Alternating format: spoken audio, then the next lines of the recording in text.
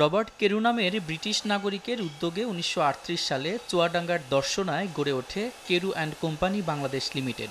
স্বাধীনতার পর থেকে এটি পরিচালনা করছে বাংলাদেশ চিনি ও খাদ্য শিল্প কর্পোরেশন। চিনিতে লোকসান হলেও সম্প্রতি মদ বিক্রি করে প্রতিষ্ঠানটি লাভের মুখ দেখছে। গেল অর্থবছরে ৪০০ কোটি টাকা আয়ের ধারাবাহিকতায় চলতি বছর শেষে ভালো মুনাফার আশা তাদের।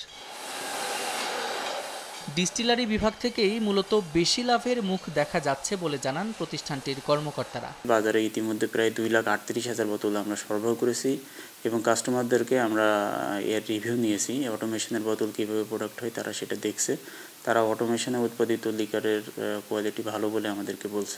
গেল বছরের ২০ ফেব্রুয়ারি কেরু অ্যান্ড কোম্পানির ডিস্টিলারি বিভাগ অটোমেশন পদ্ধতিতে মদ উৎপাদন শুরু করে। এই পদ্ধতিতে প্রায় ২.৫ লাখ বোতল মদ উৎপাদন হয়েছে। মেশিনের ব্যবহারে উৎপাদন বাড়ছে বলে জানান প্রতিষ্ঠানটির কর্মীরা। অটোমেশন চালুর কারণে আমাদের প্রোডাকশন বৃদ্ধি পেয়েছে এবং আমরা অধিক মুনাফা অর্জন করছি। রেমিটেন্সও বাড়ছে, লভ্যাংশ আমরা তার 5% পাচ্ছি। আমরা ব্যাপক পরিসরে উৎপাদন করে বাজারের চাহিদা পূরণ করতে পারছি খুব অল্প সময়ের মধ্যে।